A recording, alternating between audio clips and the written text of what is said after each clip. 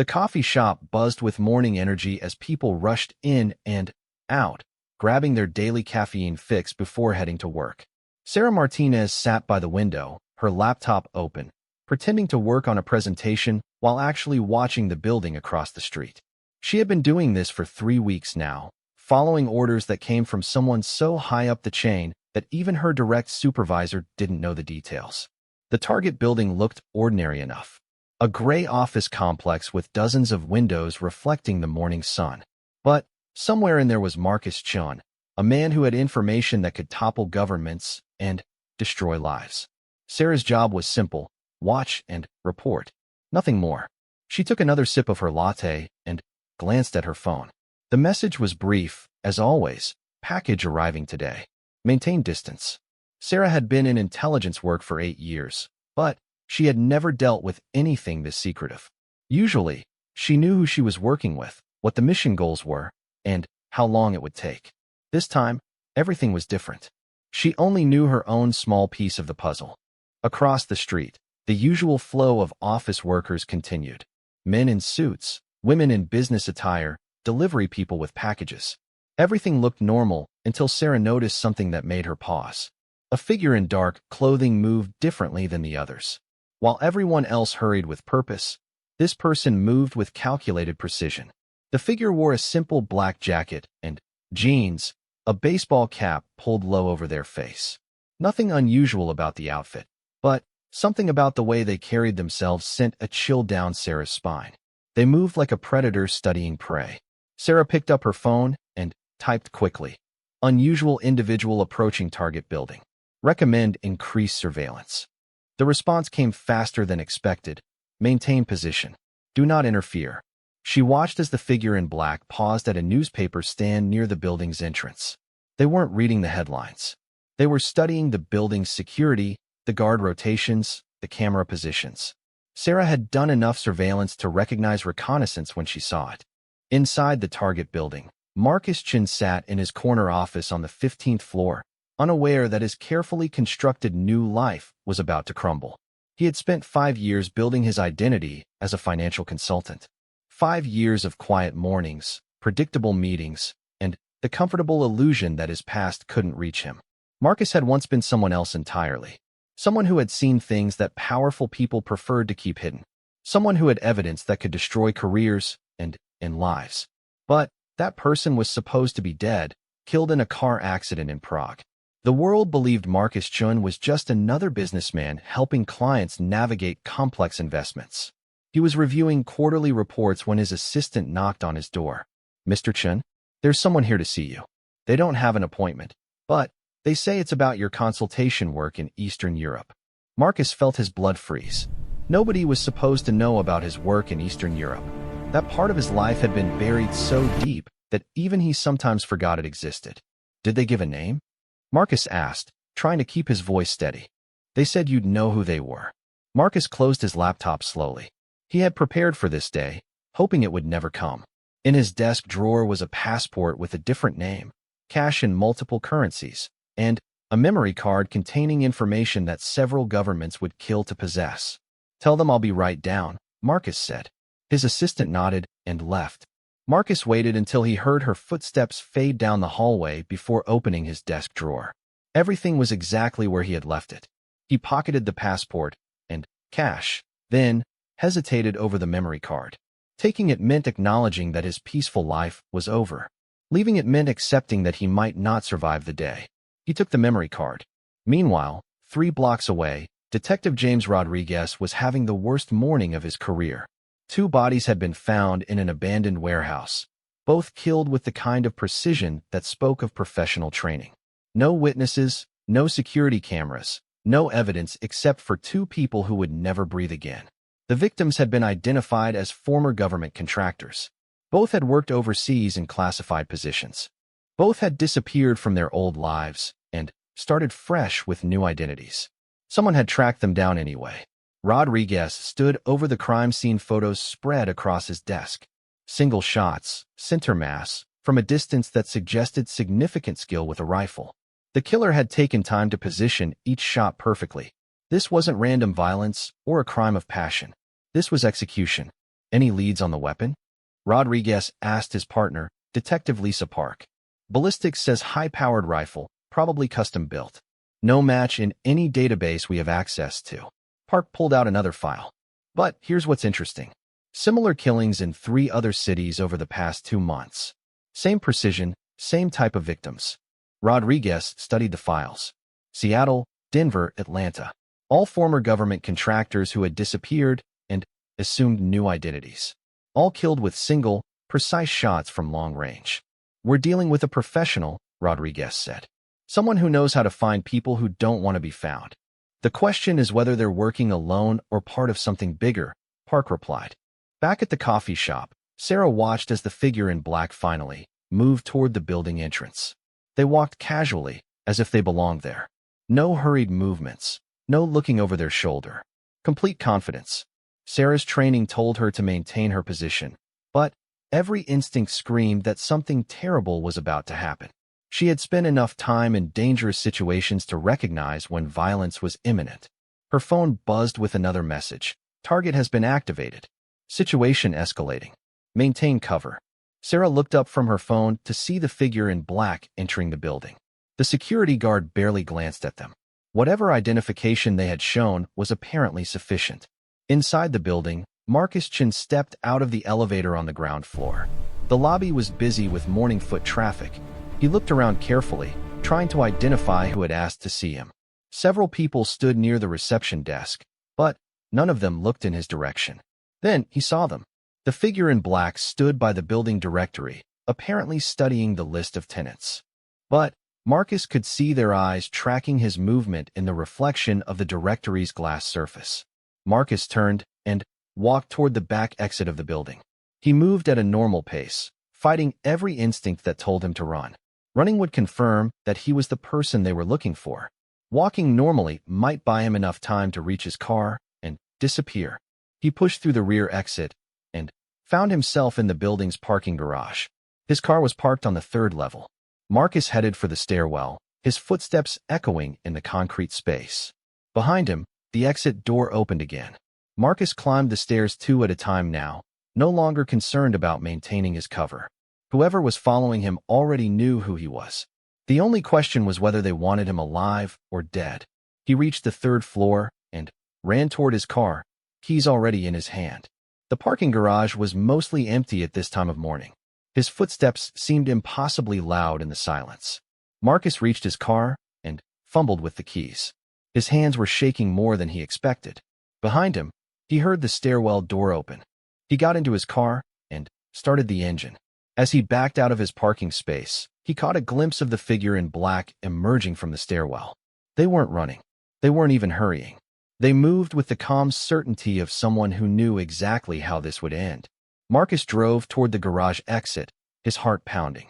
In his rearview mirror, he saw the figure in black pull out a phone and make a brief call. The parking garage exit led to a busy street. Traffic was heavy with morning commuters. Marcus pulled into the flow of cars, hoping to disappear into the crowd. For a moment, he allowed himself to think he might escape. Then, he saw the black motorcycle appear in his mirror. The rider wore dark clothing and a helmet that concealed their face completely. They moved through traffic with the fluid skill of someone who had done this many times before. Cars and trucks provided no obstacle. The motorcycles simply flowed around them, getting closer to Marcus with each passing second. Marcus pushed his car harder, changing lanes aggressively and running yellow lights. The motorcycle stayed with him effortlessly. Other drivers honked and gestured angrily as Marcus cut through traffic, but he couldn't afford to care about road courtesy. He turned onto a side street, hoping to lose the motorcycle in a residential area with more turns and obstacles. The motorcycle followed. In his mirror, Marcus could see the rider's helmet turning to scan the area. They were looking for something specific. Marcus realized what they were looking for when he saw the construction site ahead. A partially built office complex surrounded by chain-link fence, multiple stories of concrete and steel framework. Plenty of places for someone with the right skills to set up a shooting position. The motorcycle suddenly accelerated and passed Marcus's car. The rider turned down a side street that led to the construction site. Marcus knew he had perhaps 2 minutes before the rider reached an elevated position with a clear line of sight. He floored his accelerator and raced toward the highway. If he could reach the interstate, the constant movement of other vehicles might provide enough cover to escape. But the construction site was between him and the highway access. Marcus drove as fast as he dared through the residential streets, his car bouncing over speed bumps and scraping against parked vehicles. Behind him, he could no longer see the motorcycle, which somehow made everything worse. Not seeing the threat meant it could appear anywhere. As he approached the highway on-ramp, Marcus allowed himself a moment of hope. Traffic was moving fast on the interstate. Once he merged into that flow, it would be much harder for a sniper to get a clear shot. He was 50 yards from the on-ramp when his rear window exploded. Glass showered over Marcus as he fought to control the car. The bullet had missed him by inches, punching through the rear window and embedding itself in the dashboard. His car swerved violently as he ducked instinctively, other drivers honking and swerving to avoid him. Marcus straightened the wheel and pressed harder on the accelerator. The highway on-ramp was just ahead. If he could reach it, the constant movement of traffic might save his life. Behind him, through the shattered rear window, he caught a glimpse of muzzle flash from the construction site. Another bullet shattered his side mirror. The sniper was adjusting for his movement, getting closer with each shot. Marcus zigzagged desperately, using every driving technique he remembered from his training years ago. He had hoped never to need those skills again. He reached the on-ramp and merged into highway traffic at dangerous speed. Cars honked and flashed their lights as Marcus cut between lanes, putting as many vehicles as possible between himself and the construction site. For a moment, he thought he had escaped. Then his phone rang. Marcus glanced at the caller ID. Unknown number. His hands shook as he answered. Hello, Marcus. The voice was calm, professional, completely without emotion. You're harder to find than most. Who is this? Marcus asked, though he already suspected the answer. Someone who's been looking for you for a very long time. Your friends in Prague send their regards. Marcus felt sick. Prague was where everything had started, where he had discovered the conspiracy that forced him to disappear. The people involved had enormous reach and unlimited resources. He had always known they might find him eventually. What do you want? Marcus asked. The same thing everyone wants from you. The files. The evidence. The things you took when you decided to play dead. Marcus exited the highway, choosing a random off-ramp that led into an industrial area. Maybe he could lose his pursuer in the maze of warehouses and factories. I don't know what you're talking about. Marcus Chun, financial consultant, living quietly in his corner office. Very impressive. But we both know you're really David Morrison, former intelligence analyst who saw too much and took too much when he disappeared. The use of his real name hit Marcus like a physical blow. David Morrison was supposed to be dead, killed in a car crash 5 years ago.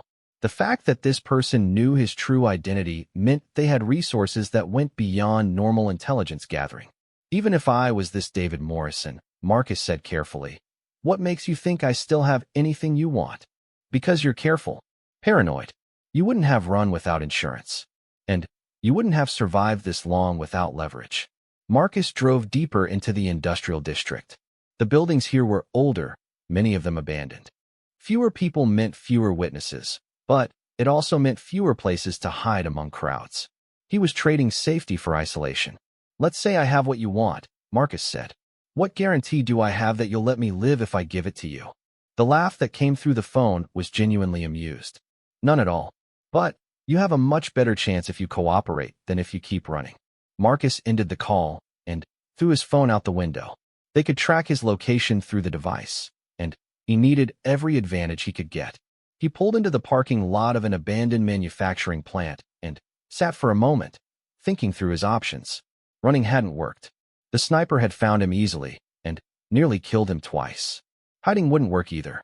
If they had found him after 5 years of careful concealment, they could find him again no matter where he went. That left confrontation. Marcus reached into his jacket and pulled out a small device that looked like a USB drive. The memory card contained evidence of a conspiracy that reached into the highest levels of multiple governments. Arms deals, assassination orders, election manipulation. Information that could destroy careers and topple administrations. He had spent 5 years hoping he would never need to use it. Now it might be his only chance of survival. Meanwhile, Detective Rodriguez was getting more frustrated by the hour. The crime scene at the warehouse had yielded almost no useful evidence. No fingerprints, no DNA, no security footage. Whoever had killed those two men was either extremely lucky or extremely professional. "I got something," Detective Park called from her desk. The victims both worked for the same defense contractor 5 years ago. Phoenix Solutions. Rodriguez looked up from his case files. "Never heard of them." "That's because they don't exist anymore. Company dissolved right after 3 of their employees died in what was reported as a car accident in Prague." 3 employees? Yeah. David Morrison, Sarah Kim, and Michael Torres. All worked in intelligence analysis for Phoenix Solutions. All died when their car went off a bridge during a business trip. Park pulled up news articles on her computer. But here's the interesting part. The bodies were burned beyond recognition. Identification was based on dental records and personal effects found in the car. Rodriguez walked over to look at the screen. "You think they faked their deaths? I think maybe not all of them died in that car. And maybe someone is hunting down the survivors. Why would they fake their deaths?" Park pointed to another article. Phoenix Solutions was under investigation for illegal arms sales. The investigation was dropped after the key witnesses died. Convenient timing. Rodriguez studied the information. "So we have 2 victims who worked for a defense contractor that dissolved after suspicious deaths. Both victims had assumed new identities and were living quiet lives until someone found them and executed them. And if there were 3 original employees, there might be one more survivor out there." Rodriguez grabbed his jacket. "We need to find David Morrison. If he's still alive, he's the next target." Back in the industrial district, Marcus had made his decision. Running would only delay the inevitable. The sniper would keep hunting until the job was finished. His only chance was to turn the tables and become the hunter instead of the prey. Marcus knew these industrial areas well. Before becoming Marcus Chun, David Morrison had spent months learning every detail about his new city. He had mapped escape routes, identified safe houses, and prepared for exactly this kind of situation. 3 blocks away was an abandoned office building that Marcus had converted into a backup hideout. It had multiple exits, good sight lines, and equipment he had hoped never to use. If he was going to make a stand, that was the place to do it. Marcus drove carefully through the empty streets, watching for any sign of pursuit. The motorcycle was nowhere to be seen, but that didn't mean the sniper had given up. Professional killers were patient. They would wait for the right opportunity. The abandoned office building looked exactly as Marcus had left it 2 years ago. Broken windows, graffiti on the walls, warning signs about structural damage. The perfect place to hide something valuable. Marcus parked behind the building and entered through a rear door he had modified. Inside, dust covered everything. But his equipment was exactly where he had hidden it. A high-powered rifle, ammunition, body armor, surveillance gear, and a laptop with an encrypted connection to several secure servers. Marcus changed into tactical clothing and checked his weapons. He had been an analyst, not a field operative, but 5 years of paranoid preparation had taught him skills he never thought he would need. He set up his position on the 3rd floor, with clear views of all approaches to the building. If the sniper wanted to finish this, they would have to come to him. And Marcus would be ready. As he adjusted the scope on his rifle, Marcus thought about the events that had led to this moment. The conspiracy he had uncovered at Phoenix Solutions. The evidence he had gathered. The decision to fake his death rather than trust official channels that might be compromised. He had tried to disappear completely, to live a quiet life, and let others worry about justice. But justice had a way of finding you whether you wanted it or not. Marcus chambered around and settled in to wait. Somewhere out, there was a professional killer who had tracked him across the country and nearly succeeded in ending his life. Now it was time to see who was better at their job. The afternoon sun streamed through the broken windows, casting long shadows across the abandoned office space. Marcus controlled his breathing and watched the street below. Every movement caught his attention. A stray cat, blowing paper, a delivery truck turning down a side street. Then he saw it. A figure in dark clothing moving between buildings, approaching from the east. They moved with the same calculated precision he had learned to fear. But this time, Marcus was ready. The figure disappeared behind a warehouse, then reappeared closer to Marcus's building. They were conducting reconnaissance, studying the structure, and looking for entry points. Professional technique. But Marcus had been watching professionals for 5 years. Marcus tracked the figure through his scope as they circled the building. He could take the shot now, end this before it began. But he needed to be certain. Killing the wrong person would make him a murderer instead of a survivor. The figure stopped at the main entrance and looked up at the building. For a moment, Marcus thought they were looking directly at him. Then, the figure pulled out a phone and made a call. Marcus couldn't hear the conversation, but he could see the person's lips moving. They were reporting to someone. This wasn't a lone assassin. This was part of a larger operation. The figure ended the call and approached the building entrance. Marcus had 2 choices: wait and see what happened, or take control of the situation while he still had the advantage. Marcus made his choice. He left his rifle and moved to a different position, one that would allow him to see inside the building when the figure entered. He had rigged several of the entrances with early warning systems, motion sensors, and cameras that would tell him exactly where his pursuer was. The figure entered through the main door, moving cautiously but confidently. They wore night vision goggles despite the daylight, suggesting they expected to be fighting in darkness. Professional equipment for a professional job. Marcus watched through his monitors as the figure cleared the first floor room by room. They moved with military precision, checking corners and watching for ambushes. This was someone with extensive training and experience. But Marcus knew the building better. He knew which floorboards creaked, which doors made noise, which routes provided the best cover. Home field advantage was the only edge he had. The figure began climbing the stairs to the second floor. Marcus moved to his final position, a reinforced room on the 3rd floor with multiple escape routes and overlapping fields of fire. If he was going to make his stand, this was where it would happen. As the figure reached the 2nd floor, Marcus's early warning system detected movement in 3 different locations. This wasn't one person. This was a team. Marcus had prepared for many scenarios, but not for multiple attackers. His defensive position was designed to handle a single opponent, not a coordinated assault. The game had changed, and Marcus was no longer certain he could win. Marcus counted the heat signatures on his monitors. For separate individuals, all moving through his building with military precision. They had surrounded him while he was focused on the first figure. Professional tactics from professional killers. He activated his emergency protocols. Smoke canisters hidden throughout the building began releasing thick clouds that would obscure vision and disrupt thermal imaging. Emergency lighting shut off, plunging sections of the building into darkness. Marcus had prepared for this moment for 5 years, and now every precaution would be tested.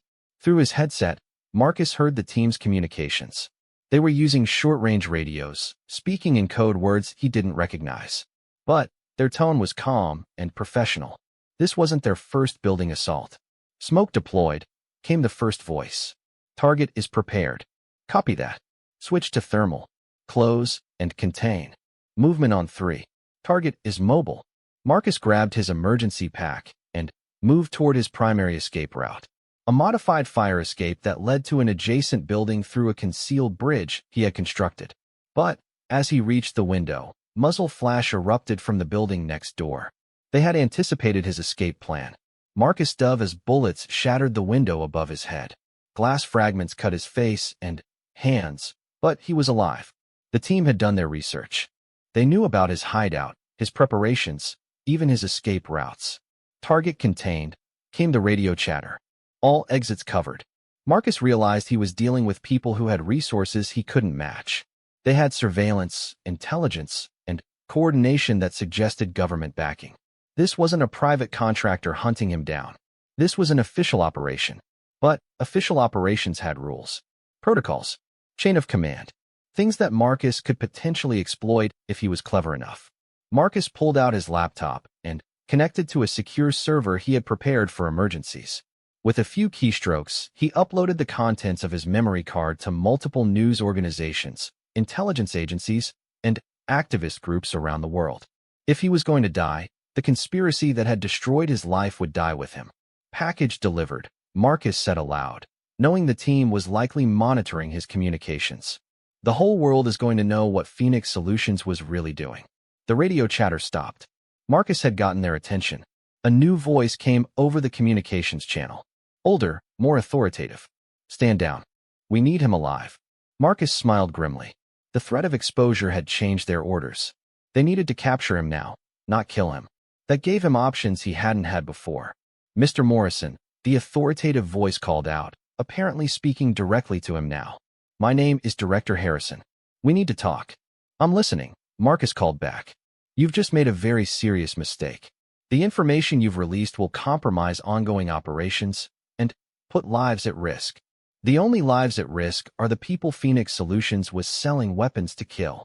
You don't understand the full picture. Phoenix Solutions was a legitimate intelligence operation.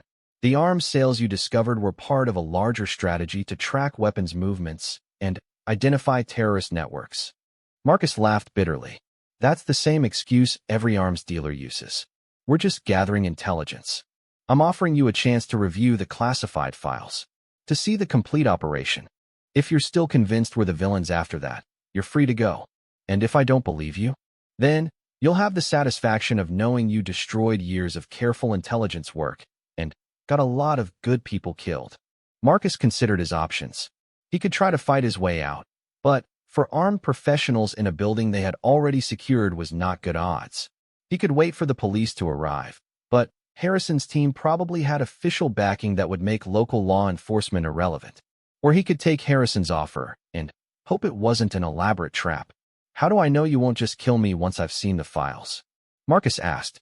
Because if we wanted you dead, you would be dead already. We've had multiple opportunities. That was true. The sniper could have killed him in the parking garage or on the highway. The team could have breached his hideout with explosives instead of trying to take him alive. They clearly wanted something more than his death. I want guarantees, Marcus said. What kind of guarantees? Independent oversight. Someone from outside your organization to witness our conversation. That's not possible. This is classified at the highest levels. Marcus made his decision. He activated another protocol on his laptop. A hidden camera began broadcasting everything to a secure server with automatic forwarding to journalists and lawyers he had never met. If Harrison's people killed him, the whole conversation would be preserved and distributed. I'm recording everything, Marcus announced. If I die, the world gets to see exactly how this ends. Another pause in the radio chatter. Marcus could imagine Harrison's team discussing their options. They had come prepared for a simple assassination, not a complex negotiation with international implications. All right, Harrison's voice finally returned. We'll do this your way. But I want you to understand that what you're about to see will change how you view everything. Marcus heard footsteps on the stairs. Slow, measured steps. Someone approaching without weapons drawn. He kept his rifle ready, but didn't aim it at the doorway. A woman in her 50s appeared in the doorway. She wore a simple business suit and carried a briefcase. No body armor, no weapons visible. Either she was very confident or very foolish. Mr. Morrison, she said. I'm Director Harrison. Thank you for agreeing to this conversation. I haven't agreed to anything except not shooting you immediately. Harrison smiled and set her briefcase on a dusty desk. Fair enough. May I show you some files? Marcus nodded, but kept his weapon ready.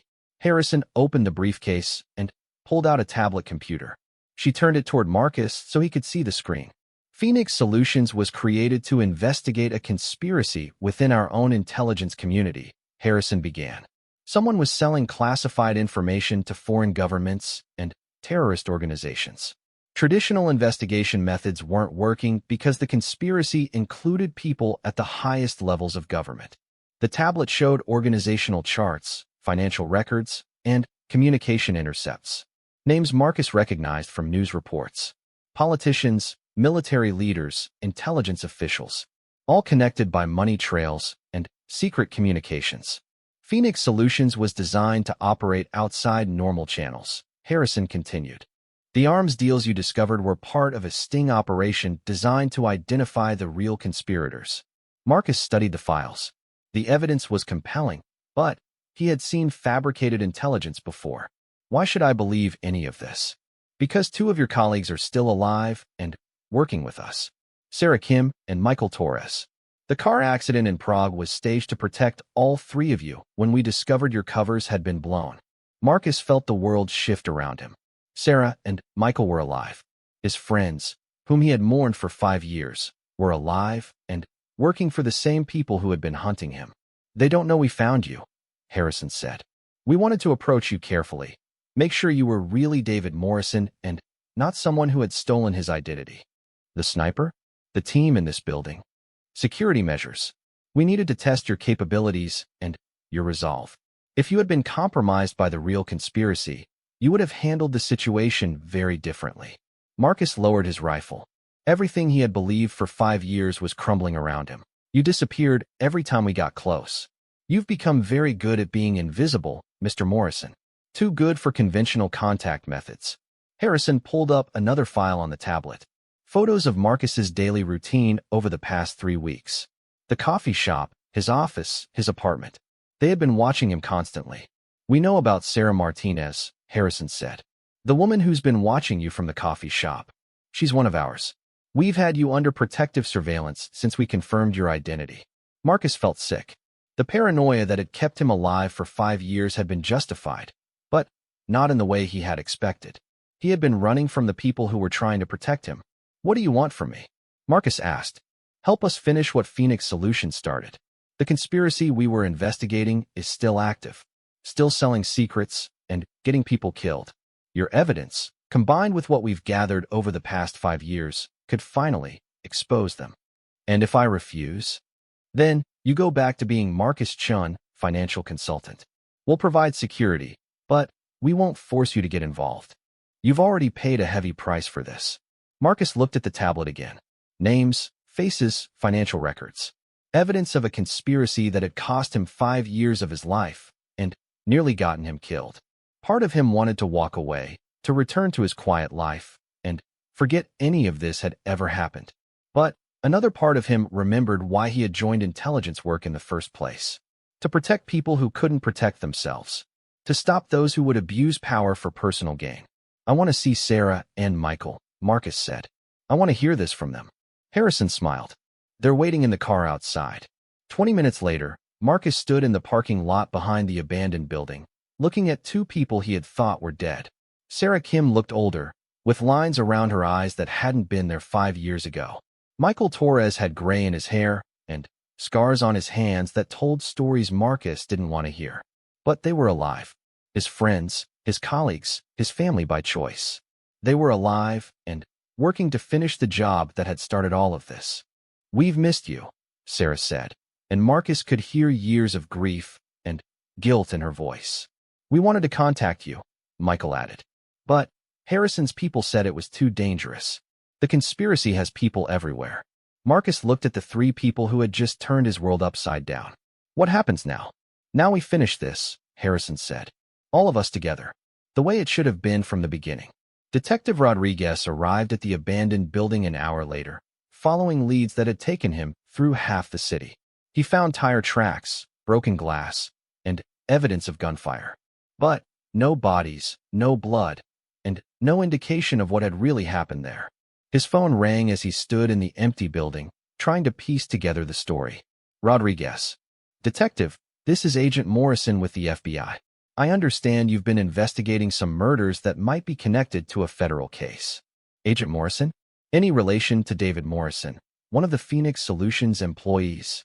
A pause. Yes, detective. That's my former cover identity. I think we need to talk. Rodriguez looked around the abandoned building one more time. Smoke residue, bullet holes, and the lingering scent of gunpowder. Someone had been here recently. Someone who knew how to fight and how to disappear. Where do you want to meet? Rodriguez asked. Somewhere public. Somewhere safe. This case goes deeper than you know, and there are people who would prefer it stayed buried. As Rodriguez left the building, he couldn't shake the feeling that he had just walked through the scene of something much larger than a simple murder investigation. The evidence suggested a confrontation between professionals, military or intelligence-trained individuals who knew how to fight and how to cover their tracks. But, unlike the warehouse murders, this scene felt different. It felt like a meeting rather than an execution, like something had been resolved rather than destroyed. 6 months later, Marcus Chin officially returned from the dead. The car accident in Prague was revealed to have been staged as part of an intelligence operation. Phoenix Solutions was exposed as a legitimate government program that had been investigating real corruption in the defense industry. The conspiracy that Marcus had originally discovered was finally brought to light. Congressional hearings, criminal prosecutions, and international investigations followed. Dozens of people were arrested, including several high-ranking officials who had been selling state secrets for personal gain. Marcus testified before Congress, his face shown on television screens around the world. He told the story of Phoenix Solutions, of the investigation that had required him to fake his death, and of the 5 years he had spent in hiding while the real conspirators continued their work. But he didn't tell the whole truth. He didn't mention the abandoned building, or the team that had hunted him through the city, or the moment when he had been convinced he was about to die. Some stories were too complex for public consumption. Sarah Martinez continued working intelligence, but under her real name now. She and Marcus met occasionally for coffee, but never at the same shop where she had spent 3 weeks watching him. Some places held too many memories. Detective Rodriguez closed his case with an explanation that satisfied his superiors, but never quite satisfied him. The warehouse murders were solved when the conspiracy was exposed, but Rodriguez always suspected there was more to the story than anyone was willing to tell. The figure in black who had chased Marcus through the city disappeared into classified files and redacted reports. Whether they had been working for Harrison's team or the conspiracy they were investigating remained unclear. In the intelligence world, the same people sometimes played multiple roles, and truth was often more complicated than fiction. Marcus never returned to being Marcus Chun, financial consultant. David Morrison, intelligence analyst, had work to finish. The conspiracy had been exposed, but the damage it had caused would take years to repair. Trust, once broken, was not easily restored. But, for the first time in 5 years, Marcus slept without checking his escape routes first. The nightmares still came, but less frequently. The paranoia remained, but it no longer controlled his life. He had learned that sometimes the people hunting you are the same people trying to save you. Sometimes running from danger leads you directly into the arms of those who would protect you. And sometimes the only way to find peace is to stop running and face whatever is chasing you. The world was no safer than it had been before, but it was more honest. The shadows that had hidden corruption had been illuminated. The silence that had protected the guilty had been broken. And David Morrison, former dead man, current intelligence analyst, finally understood that some fights are worth the cost, no matter how high that cost might be.